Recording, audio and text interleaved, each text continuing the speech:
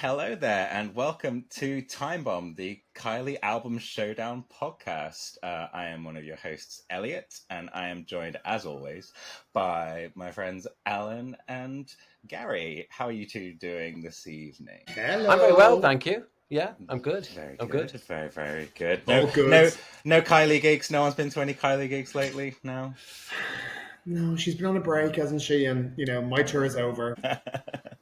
No, that's fine. I have been listening wall to wall to these two albums, if I'm honest, because we've been doing this for like 4 months. But finally, we're getting to Let's Get To It and KM. So I am super excited about tonight. That's good to When hear. we started recording this, it was still winter, and I was wearing a hoodie in episode 1. Yeah. Was it Now April? it's Was it best. April? Like, it was cold. I don't know when we started, but it was still miserable, and yet you were wearing a Kylie hoodie. But you know what? It's 2018, Alan. We've been going on that long just talking shit about Kylie albums. It's been like 5 years. Should release another album beforehand. It's been incredibly fun, I have to say. I think it's been great. And the one thing I want to say to people who are listening and stuff like that, I know people have said to me, it's a little bit of escapism and you can sort of just escape for an hour. And I felt the same way. I really genuinely don't mind tonight because both eras are fascinating. So I can't wait to discuss these albums, I'll be honest. So I don't mind what the result is. Well, welcome to the podcast, Alan, because that's how I felt every week since we started, But, it took you till episode 8 to get No. Can I say this too? Because it's not fair. You guys pile on me every week because you're like, you're being negative about the album. Like, fuck off. Seriously. The wheel. Sorry to anybody for the language. The wheel hasn't been. Elliot, truthfully now, back me up here. I didn't really get any of the albums I wanted. Ever. You got everything you wanted. So don't start. You start now. It was safe to say you didn't do yourself any Didn't get what I favors. wanted. You didn't do yourself any favors in baiting the wheel to play against you. But you know what? I was like, when did I win? I won once, like with Kylie 88. I won once. You've won 6 times. I won once. And I can say, I didn't mind getting the album. Loved getting X. Had to steal Body Language. And they're all in the bin. So, what's a man to do? Well, we've got 2 left tonight for the final battle of round 1. We will tell everyone later on what the plan is for round 2. Things they are changing, my friends. We have some exciting plans, but for now, the battle needs to happen tonight, Elliot, right? Yes, and I will refresh you. I will refresh you both with the rules of this last bracket. Basically, we now have just 2 Kylie albums left on the Timebomb wheel.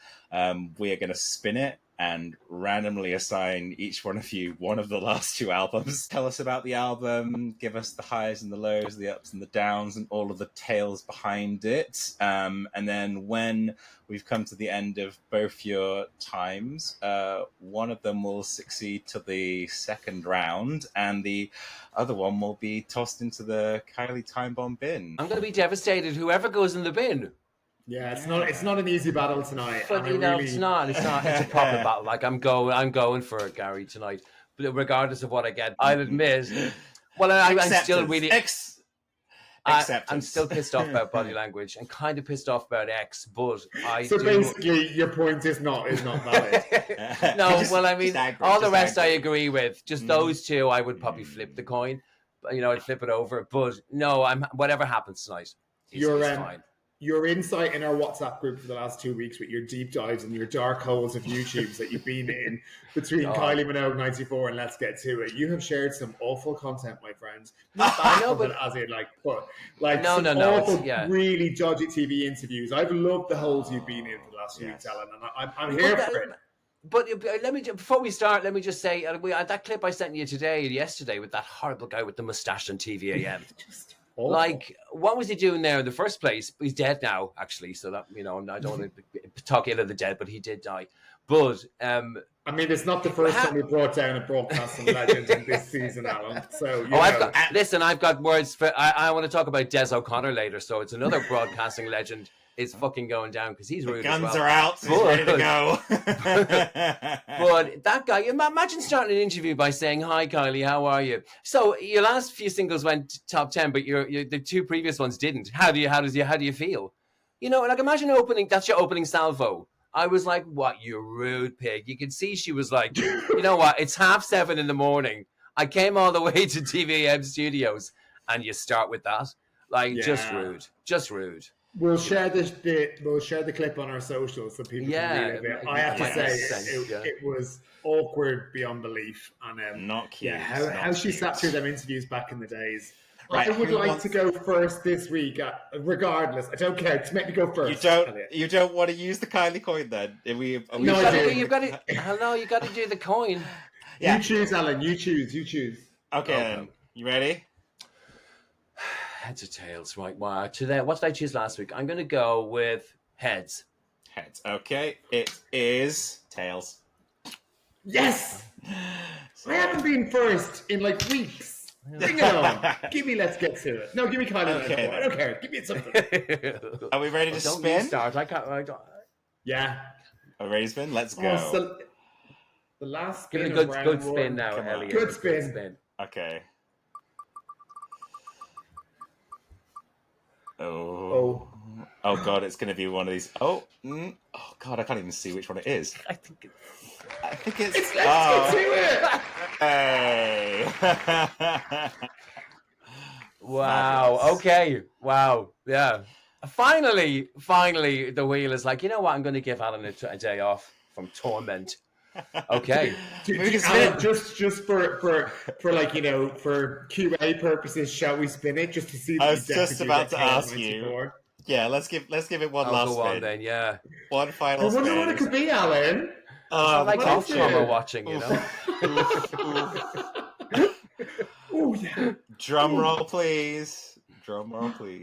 It is Kylie Minogue, 1994 for Alan for the win. Fabulous. Brilliant. Wow. Okay. Right, let's go. Assigned. Let's get to it. Let's get to it indeed. See what I did there? I did. Yes. I did. I did. So I'm going first, am I? Okay. No, Alan, I'm going first. I won. Yeah. What do you mean was? So I'm not getting Let's Get To It. Have you not been paying attention? Not really. I have to say I missed Jesus Christ. I missed you spinning the thing. Oh no, I've got KM. Oh Lord. I'm sorry for those 2 minutes. I did think I had Let's Get To It. Oh, that's why you were so happy. I'm sorry, Elliot. I kind of missed you doing the coin thing, and I thought I'd won. Let's Get To It. Oh God. No. Okay. No. All right. Okay. Sorry, everybody. Welcome to the podcast, Alan. Sure, that's not a beer you're drinking. Oh God, that was just cordial. Oh Lord. No, honestly, I didn't really get the end of what you said, and then I thought I was spinning first because I said heads, so I thought I'd won. But it was so I didn't. You said heads. It was tails. It went to Garry. Garry spun first and got Let's Get To It. That's the summary. I missed that bit. I thought I was getting Let's Get To It. Oh, yeah. Okay. All right. Okay. Fine. Okay. Should we just spin the wheel again? No. The wheel is gone now. The wheel is gone. We're done. Everything is locked in now. Okay. We are starting with Garry. Let's get to it. Let's get to it indeed. Do you want to start? I can't wait. I'm so excited. I know your face right now. It's hilarious. Alan, the word is out, my friends. Let's Get To It is my album for this week to sell in the final battle of round one. And the word is out was single one, Elliot. There was a little pun in what I did there. We'd had Kylie, we'd had Enjoy Yourself, we'd had Rhythm of Love, which remember from the battle was the one with like Better Than You Know, Shocked, What Do I Have to Do on it. And then we had Let's Get To It. And Let's Get To It was probably like what we started to realize later on down the line was Kylie going a bit left field and doing things a little bit differently. I'm going to be honest. I'm going to start my sales saying I wasn't ready for Word Is Out because, and I'll tell you why, I was too young and she was too sexy in the video. Like, it was traumatizing for me. Oh. And as a little gay boy, I just wasn't able and ready to see Kylie and Fishnets dancing with Davina McCall next to a canal lock in the dark. Like, it just wasn't for me at the time. However, I do think the song was brilliant. For me, it's actually aged with time. It charted at 16. So the campaign, I think 16, Alan, you can fact check me. 15. Here we go. Here we go. I'm wrong already. 15. So the campaign didn't get off to the best start. And actually, the clip that we'll share on our socials that Alan said this week kind of was that thing where it was like, a lot of them, like, there were people like, oh, well, have you gone too sexy, Kylie? Like, are people ready for you to be that sexy? And actually, the younger audience, probably at the time, probably wasn't. But actually, the music was really good, especially when we look back at it. So the campaign started. The album for me is a mixtape. It's like a mixtape of different styles on there. The singles were, oh God, Alan, this is where I should have been doing more of a deep dive. Single 2 was Finer Feelings. No, yes. It was not. That was the 4th single. Oh, girl. Oh, no. Okay, right. Scrap that. I know what I'm saying now. Single 2 was. I want that left in. No editing that out. I want that bit left in. I mean it, Elliot. Elliot, you are witness to this. There's no editing out going, oh, single 2 as if you're with me now. No lies. Single 2 as if you were now. Right, Elliot. Yeah. So this is for me when this campaign got going. If You Were With Me Now is, I would say, to date, my favourite Kylie duet of all time. It was with this random bloke from the US called Keith Washington, who I think was like a gospel singer. And the video was actually like creatively brilliant. It was practically just all different like scenes of Kylie, really, really creative and beautiful. And then looking beautiful. Incredible. And one random basically dial-in of him on like a mobile phone from the 1990s. He was wearing a hideous cardigan. Do you remember? He really was, yeah. The cardigan was terrible, but they were together. I read about this. They were together, but not for the full day. So they shot all their scenes separately. So they never appeared together in the video, which is been done thousands of times. But yeah, they're not together in the video at all. It's a lovely song. There is about 8 different scenes of Kylie, but like one scene of Keith. Anyway, I think it was a Kylie track. It was on a Kylie album, so she was the principal singer. Her vocal in this track is just incredible. I think for me, this era probably, in some elements, started to really show some real quality and difference in Kylie's voice. And this, if you listen back to it, like it's just hauntingly beautiful. It's a ballad. It's a duet. It's gorgeous, and it did well in the charts. If I remember rightly, it like kind of again started to chart low, but grew over time, which was different back then. They all did, actually. Yeah, I looked into this, and they all charted in the top 20. I think this, if I'm not wrong, was like, it might have been out just outside the top 20, but they all entered around that number. And then this actually climbed to 4 eventually. Yeah, it did really well. Because actually it was a really, really quality song. So loved it. Then there was this random track, which I now love. However, at the time, didn't feel like it was like it didn't really make sense. It was in an advert for a watch, I think. I can't remember the name of the brand for the watch. It's a cover version, isn't it, from the 1970? It's called "Give Me Just a Little More Time." So it's a cover version. Actually, it's a really fun song. But the single just came out of nowhere because I think it was being used in the advert. The advert kind of took off, and therefore they released the single and the video. The video is, I think, really, really interesting. Again, like very different videos in this era. It was like a golden color all over the video, and it's very dancing. And again, sepia, I think is the word, isn't it? There you go. Thank you for your creativity there. Sepia tones. But really, really fun. A bit raunchy, but not as raunchy as Word Is Out. So I was okay. with giving this for time. If I remember rightly, it got to number 2. So this was doing really well. The campaign had really, really ramped back up again. Yeah. And then for me, the quality single was number 4, which is the one I got wrong. I'll admit it, Alan. I thought it was single 2. Another ballad, but beautiful ballad called Finer Feelings. It got to number 11, just for Finer Feelings. Jesus Christ, that song should have got into the top 10. Like it was so. I remember at the time being gutted because it didn't get into the top 10. Yeah. Beautiful video in black and white. She was doing all the different colours then, wasn't she, Alan? Sepia. It was actually a gorgeous, gorgeous video, wasn't it? She was entirely in Paris. She's fully in black. And then she's walking around the Eiffel Tower, and she's just kind of chasing this man around, I think, or he's chasing her. And then there's the first time she's ever said the word sex in a single was in Finer Feelings. Well, so she really had, this is very mature. I love Finer Feelings. And the Brothers in Rhythm mix, Stop the Lights, like so good. Yeah. I think it was her classiest, most sophisticated, not most successful, sadly, but most sophisticated single she had released up to that point. Agreed. Would you say? And I think the lyrics, I would think you'd agree. The sex lyric was, but actually, what is love without the finer feelings? It's just sex without the sexual healing. And like, we've gone from having "I Should Be So Lucky" to this on album 4. And even though this was produced, it was a Stock Aitken Waterman album, but actually, who'd left? Actually, can I correct you slightly? One of them had left. It was a Stock and Waterman album. Stock and Waterman. Aitken bailed. But also for Kylie, she had 6 co-writes on this. She co-wrote and the best of the songs on it, without a doubt. But I just think Aitken's absence, like Word Is Out, now we go back to Word Is Out, like it's quite dark for her, isn't it? I get your point about you being young. I was a bit older. I think I was 18. So I remember me and my friends at the time, especially when Word Is Out came out, because essentially she's a prostitute in the video. And, she's talking about a man sort of leaving her and doing bad things. And, he's a bit of an arsehole. She hadn't really sung songs like that. Before that, it was all about love. And do you know what I mean? This was slightly darker in its tone. But the whole album, I think, is a bit darker, really. So, really good quality singles and different chart success, I would say. Album and the imagery is stunning. I'm going to show it to camera. My favorite.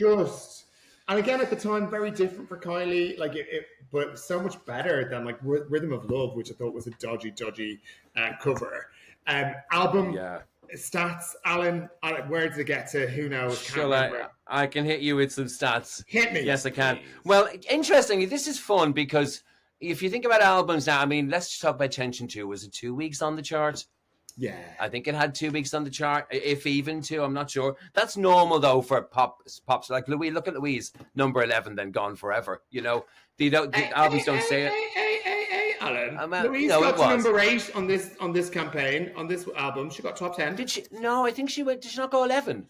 Alan, the last one. Oh, maybe she did. Don't quote me on Louise. Come on. Okay, I won't. But well done, Lou. She did amazing. She got top 10 on this. She did. No, I love Louise. I love her album. Her album is really good. Great album. Let's get to it. Maybe it's just the time. And remember, this is physical sales as well. So it's nothing. Streams were not a thing. So we went in at 15, and then the week after went down to only 18. Okay. And then it went to 27, and then it went to 43, and then it disappeared, but then came back in when Give Me a Little More Time was a hit. So, in fact, it spent 12 weeks on the chart. There you go. So, I mean, imagine, I don't even think Tension 1 spent that long on the chart, did it? Let's be honest. So, the album did have legs, and as each single got released, and then with Give Me a Little More Time, and then also, If You're With Me Now, becoming top 5, the album, it sustained those sales. It still had a lot of legs. So effectively, Give Me a Little More Time was like a viral moment back in the 1990s, and it brought the album back in. I think so. Before viral moments ever existed, it was on I think it was Accurist was the name of the watch. I don't know why I remember that, but maybe it was. Anyway, I digress. Some really, really great album tracks on there. Some that, again, I adored then and still adore now. There's 2 that really stand out to me. 3, actually. And then there's 2 that have grown over time for me that I probably, again, wasn't ready for back then, but I'm all down for them now. So the ones that I liked back then, Right Here, Right Now, gorgeous song, poppy, dancey, really, really, really, really liked it. Live and Learn, I was ready for Live and Learn back then because, again, it was a bit more poppy. And then there was another beautiful ballad called There's No World Without You. No World Without You. Oh, I loved it. It was like, oh, my little... But did you not think maybe, Garry, that just a slight criticism on this, because I listened to the whole thing today, but World Without You or No World Without You, it's the album is going guns, apart from If You're With Me Now. And then they slow down to drop this one. I was thinking, I don't know why they just didn't have to say, let's just go all out here and make it another dance track, because... Then it goes into, I Guess I Like It Like That, which is fucking bonkers. Wait, I'm not ready to talk about that yet, Alan. I need like 5 minutes of my sales. So Elliot, give me like a 5-minute warning because I'm going to go all fucking in on I Guess I Like It Like That. I'm going all in. Yeah. 2 songs I wasn't ready for at the time, but I think have really, really grown over time for me. Too Much of a Good Thing and Let's Get to It. So interestingly, for me, again, these songs were probably a bit more R&B and not necessarily my vibe back then. I've always been a pop boy. That's the reality. But over time, I think Let's Get to It actually is a really, really quality song. And Too Much of a Good Thing. I remember the tour. And again, I was probably, by the time the tour came, maybe I was a year older and I was used to the fishnets. But she was humping the floor in the fishnets on that song. Too much of a good thing. I think she was on top of her dancer and she was dry humping them in her fishnets.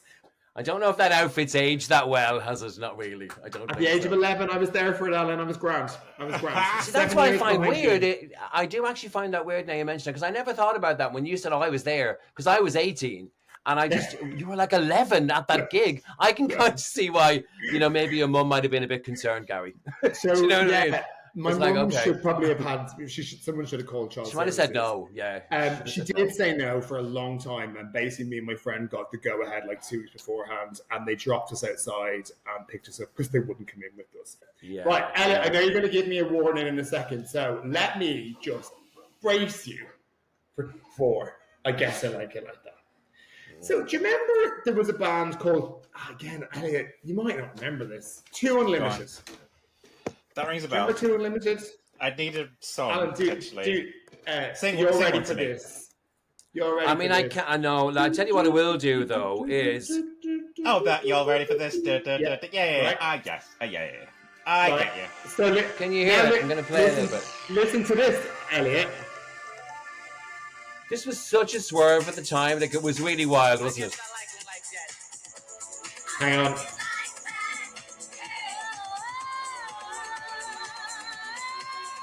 It's coming, Elliot. 2 Unlimited. It is a coming. Brace yourself. Listen to them vocals.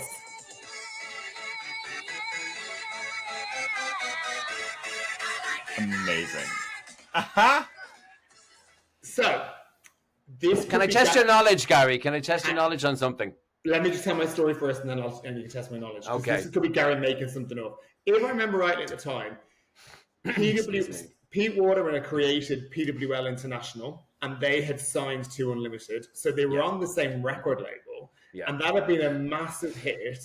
And then all of a sudden, this track lands on Let's Get To It. Like, how did they think they were getting away with it? It was the same song. But I will say, and it was like literally 2 months. It was 2 months after it had come out. So I think that was a summer hit. And then this album dropped 12th of October, I think, 91. And we were just like, what the hell is going on here? Because it was a swerve.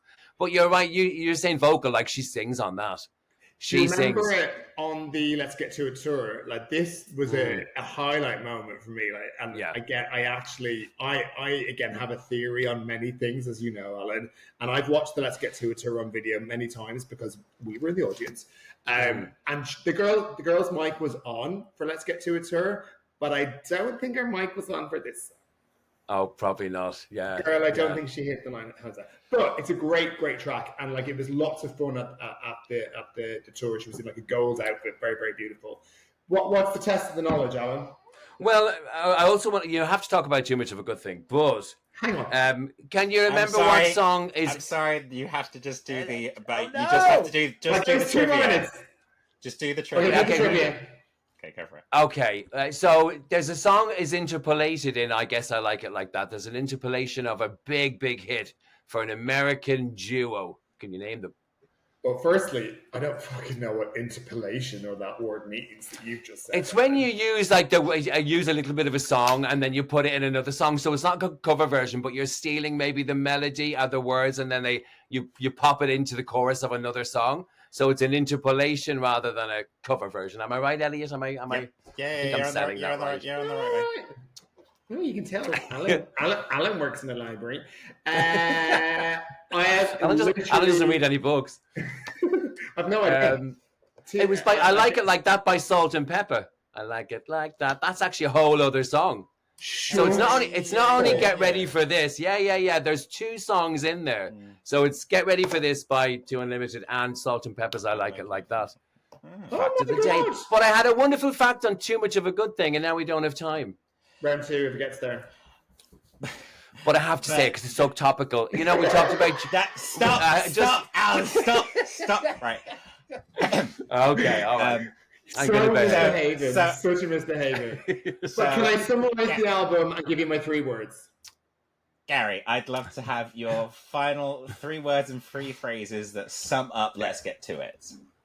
I like the teacher vibes from Elliot tonight. I know, he's cracking the whip. Get to the back of the class, you naughty boy. 8 episodes, but he got there. Well done, Elliot. Keep us in control. So, I like this new Elliot. Jesus, what was that bang? So yeah, it was my summary of the album was this is a cracking album. It like at the time it was. This is a summary, Elliot. I'm going to get to my 3 words.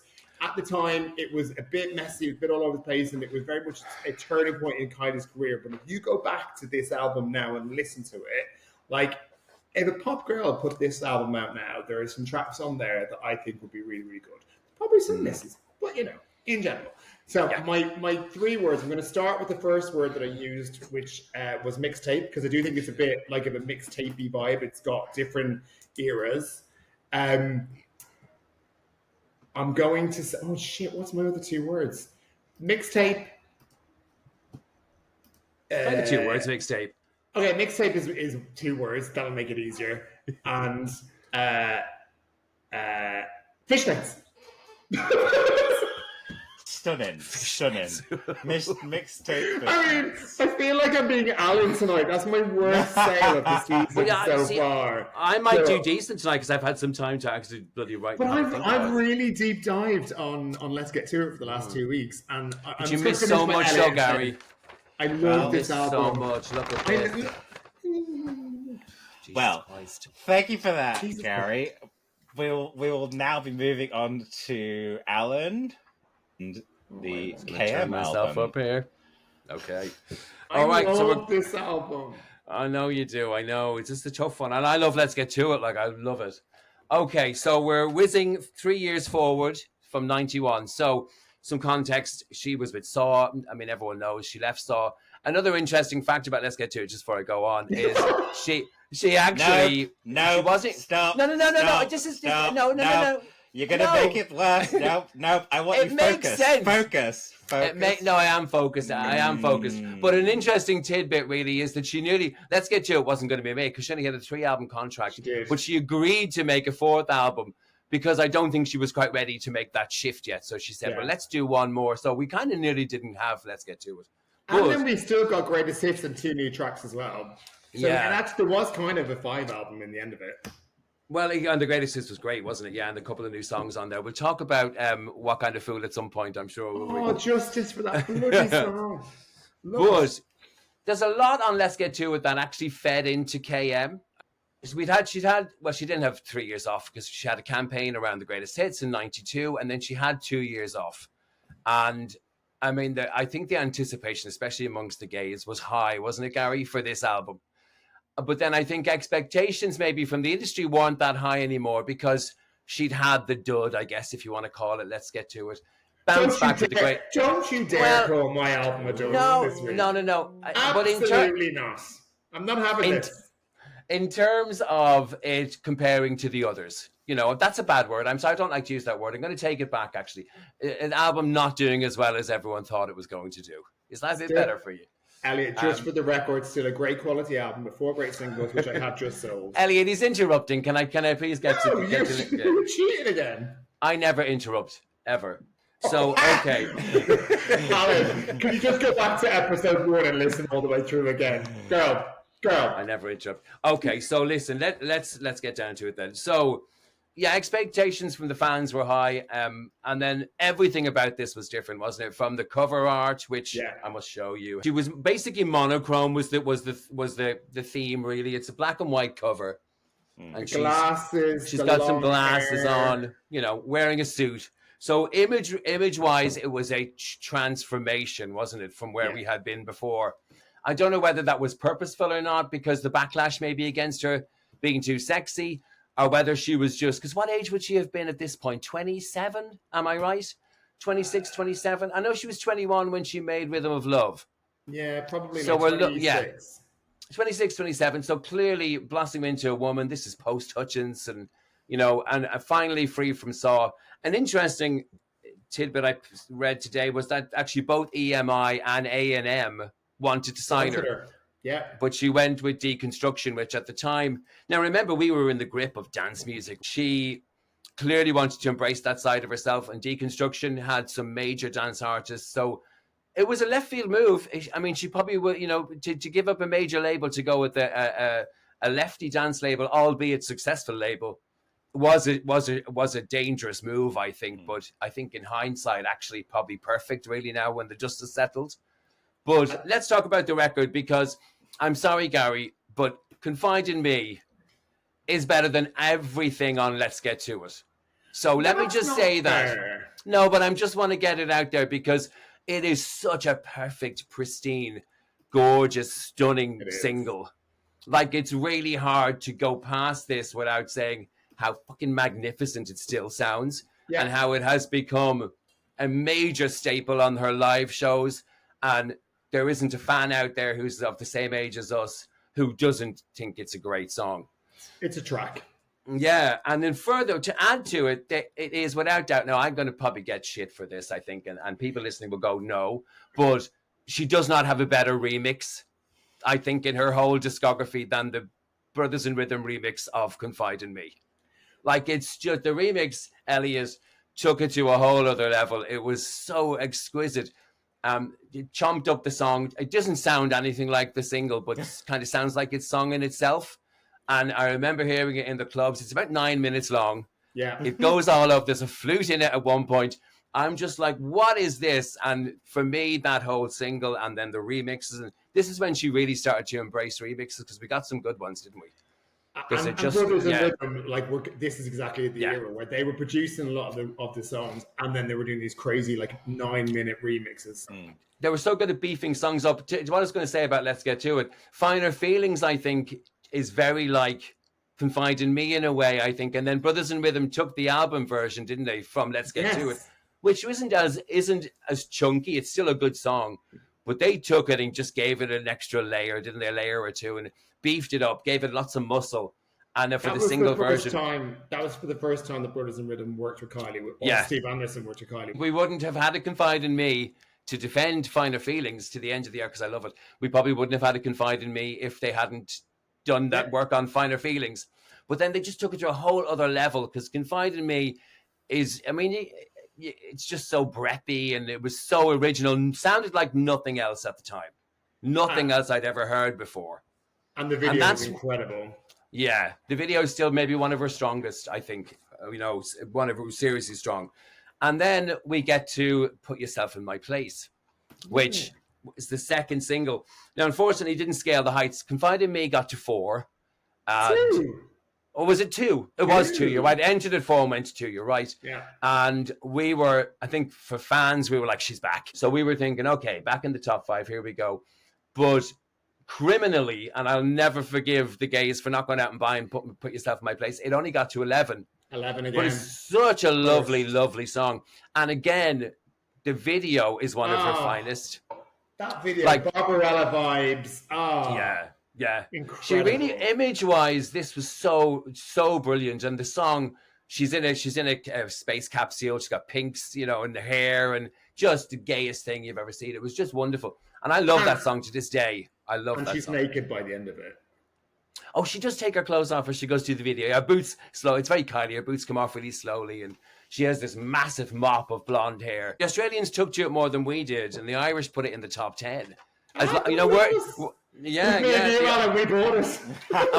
We bought all the copies, yeah. But and then this is where things get interesting, really, because there's a host of other producers. She worked with Saint Etienne, one of my friend Stephen's favorite bands. Yeah, it didn't make the final cut though, did it? No, it didn't. It was the B-side on Confide in Me. What was it called? Yeah, Love Is Waiting. Oh no, I have it here, Garry. Bear with. It's called Nothing Can Stop Us. Nothing Can Stop Us. Yeah. Yes. And then the Japanese version contained Love Is Waiting. So let's talk about single 3, because this was a weird campaign. I think Confide in Me came out, and then Put Yourself in My Place came out around Christmas time, if I'm not wrong. And then she went and did a movie, didn't she? She went and made a movie called Biodome, which we're not even going to talk about. With Pauly Shore. Was Pauly Shore in it? Was that it? Terrible. We'll forget about it. But as a result, she wasn't in the country. So the third single came 6 months after the second single, which is normally you're like, what the hell? I think that might have impacted things a bit in terms of, I think everyone thought the album campaign was over, and then they drop one of the best songs on the album. It's a great tune with some fantastic remixes on that. Where Is the Feeling? They completely reworked it actually for the video, didn't they? And the single, because it was a totally different. Yeah, it's not the same. Yeah, it really was. And that's what I found so interesting about this campaign. She really was taking risks in terms of, okay, I think they were kind of thinking, okay, we ain't got much to lose now, have we? Because the album had been a moderate success. I'm not going to claim it was one of her biggest sellers, Elliot. It has gone on to, I think, do 500,000 around the world. But I think at the time it was stalling around the 100,000 mark. Do you remember the performance she did on Don't Forget Your Toothbrush with Chris Evans? Yes, only too well. In the white suit. And she showed then, like, to be fair, the performance she'd done on Top of the Pops of Confide in Me and stuff showed vocally, like, she was hitting those high notes. But I think she had the Jules Holland band with her, and she really looked confident. And Where Is the Feeling? Like, that version, I bloody love. Then there's the single version, which is like a trance dance track, and then there's an acoustic version, which is another version. There's about 17 versions of it. Like, but they're all different. Yeah, they are. And what I really like is that somebody had their finger on the pulse, because there's a DJ called David Morales. He had remixed Dream Lover by Mariah Carey, and I remember that came out in 92. Now, it's one of the most famous remixes of all time, Ellie. It's a proper fantastic club track. But he had said to Mariah, look, I can't work the album version into this dance song that I want to make. So will you come back in the studio and do more vocals for me? So if you listen to Dream Lover, there's all these mad riffs and Mariah doing her thing, but they're not on the album version, because he said, you need to come in and do all these, I need you to come back in essentially and do it again. So I do think that's what he did with Kylie too. With the Morales mix of Where Is the Feeling does include lots. It's a wonderful remix. She was going to the biggest DJs at the time, and Deconstruction were able to put her in contact with the best in the business at that time, without a doubt. She didn't actually sing on the single version. She basically talked it. It breathed the vocals. It was again, that's why it's a totally different song. But again, at the time, completely loved it. I want to say charted at 16 now. 16, you're right. Yeah. Well done. Number 16, and I mean, not bad considering it'd been 6 months since the previous single. And essentially, the album fans had thought, well, that was a quick campaign.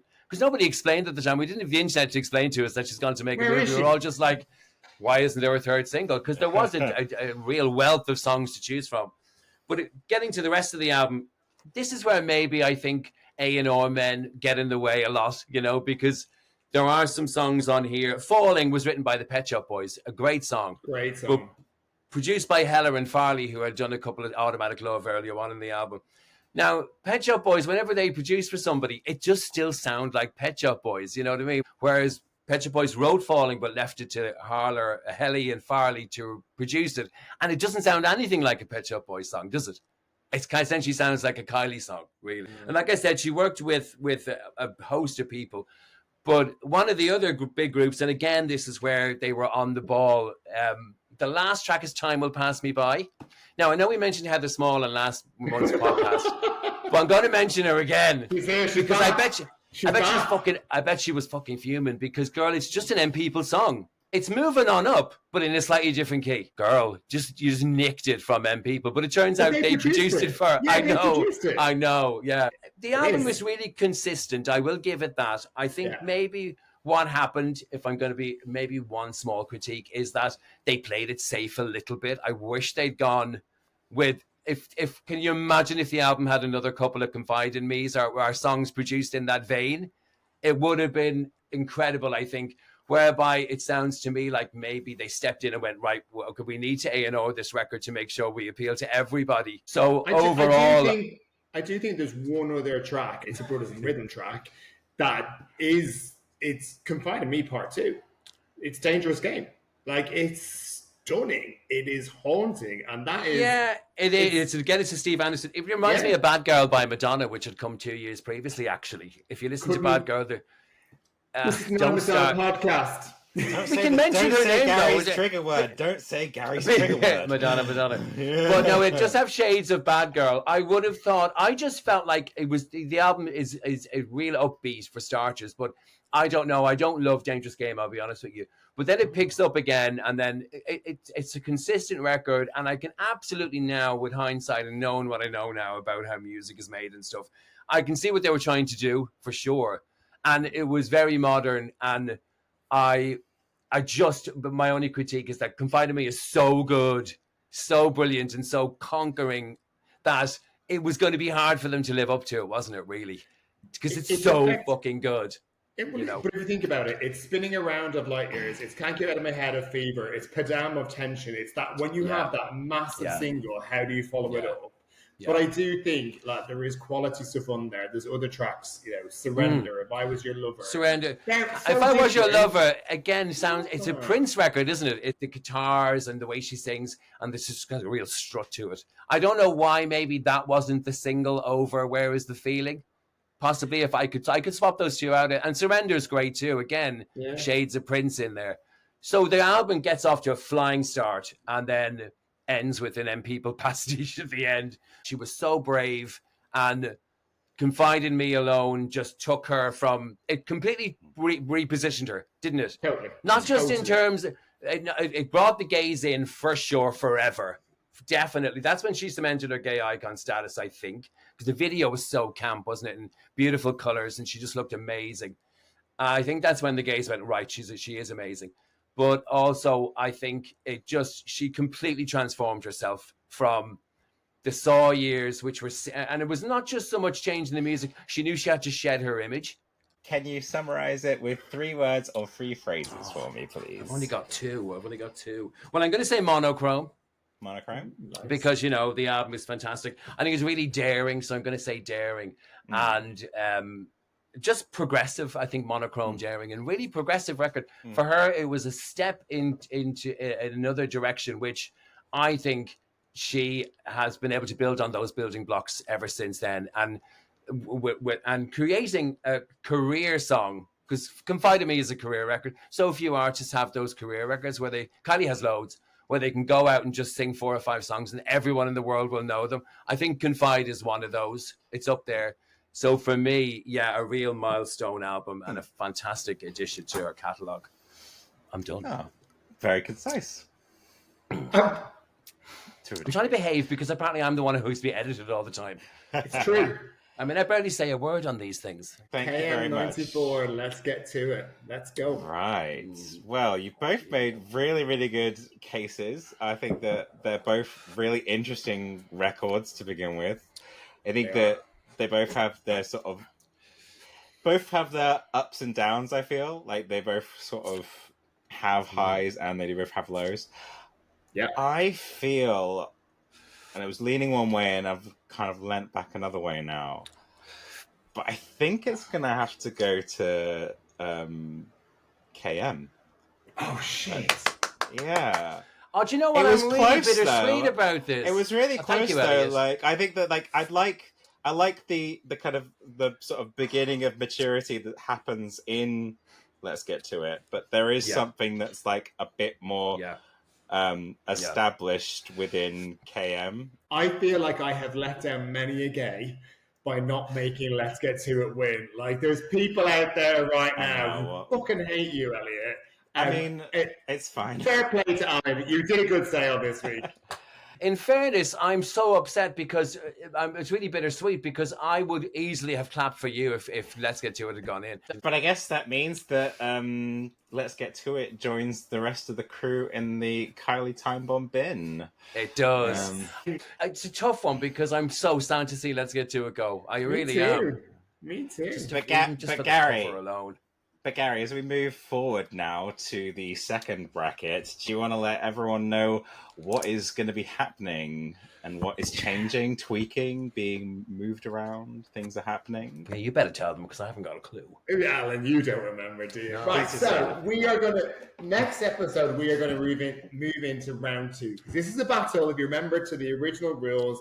This is to find the top Kylie album of all time and to prove that this is not a fix from the start. Like, there are some favourite albums of ours in the bin already that are not going through to round 2. The ones that are going through to round 2 will now battle off again, but we have some surprises. So, first key change will be we will now choose the 2 albums. So the wheel will come at the end of every episode. So we'll have the wheel again in a second, where we'll get to see in advance the 2 albums that will be in the next battle, which means me and Alan now have 2 weeks to go and deep deep dive into these albums properly, go down many a dark hole on YouTube, go into our Spotify, and really, really live the two albums. We still won't know what album we're going to get. We'll do that at the start of the next episode. And we will, again, sell the album. But this time what we'll do is we'll focus on either deep cuts or remixes or things that we forgot in round one. Because we've had lots of people tell us things we've forgotten. And then even more special for round two is we have a host of special guests which are going to come and join us, and they're going to sell their favorite album to us, or to Elliot, effectively. And they're going to be joining us for a little part of the episode, and they're going to give us their insight, their top tracks, their core memories from the albums to help us move forward to what will be round three as we move forward on the battle. So things are changing for round two. We'll still be here. Alan will still be a moany git, and me and Elliot will just be a joy. Can I stress again, and I swear to God, if this ends up on the editing floor, I will kill somebody. But I got the bad end of the deal with the wheel. I honestly could have bigged up every album that won till the cows come home, but sadly I got the run to the litter most weeks. So I'm refusing to accept that as an indictment towards me. Thank you very much.